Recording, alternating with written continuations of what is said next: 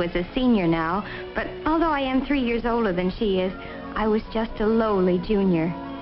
I'd been out sick for a long time, and then I'd gone to junior college.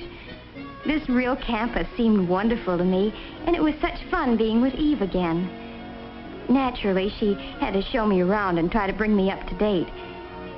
I was amazed that she wasn't engaged by now. She was prettier than ever. The number 1s are good. Let's have 2 of those, please. Make my number 3, if you don't mind. I don't see how you can eat so much so early in the morning. I wondered why Eve and I seemed different now, and I ended up by deciding that she was still the same attractive Eve, full of life, but a little self-centered and a little apt to push people around. I liked her as much as ever, but I wasn't so easy to push anymore. I learned that it's a good idea to try to change yourself first if there has to be a change.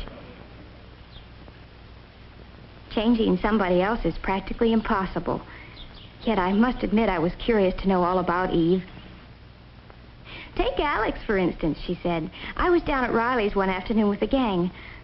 I'd heard of him, but I'd never met him. I liked him, and he liked me right from the start. He was lots of fun. He was really sweet and, oh, well, just nice to be with. Well, as I said, Eve went on, we saw quite a bit of each other. But after a few months, his popularity got annoying. We were never really alone, and he never stopped worrying about his appearance. Did his collar look better buttoned or unbuttoned?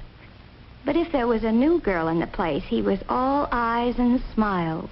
It wouldn't make any difference what she looked like as long as she had some simpering crack to make about how well he had played on Saturday.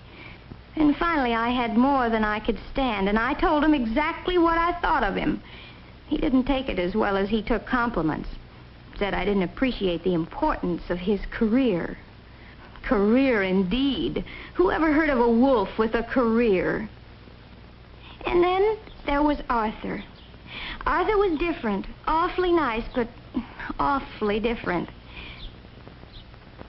The gang called him the Brain because he was such a whiz at math. I know. You think math is exciting, but you really ought to get yourself straightened out. You'd be surprised how many things are just as exciting as math. I was just another problem to him. And then there was Steve. Steve was Eve's boyfriend for a whole spring term. He was cute, she said, and really romantic. He had his own workshop where he made boats and things. Eve used to come by to pick him up after her classes were over. I thought it might be good to see some of these boys for myself. I'm different. Like Steve, I find it relaxing to keep away from groups sometimes and work out my troubles with my hands. But the something Eve liked about a boy can't be separated from the rest of his personality. I couldn't make her understand that, but I did stick my neck out a little way. And that's the first step. There are some things about me that I can't change. And those are the things that some man will have to live with for the rest of his life. So I'll pick him with those things in mind. I hope he'll do the same for me. We'll have to stay friends for a long, long time.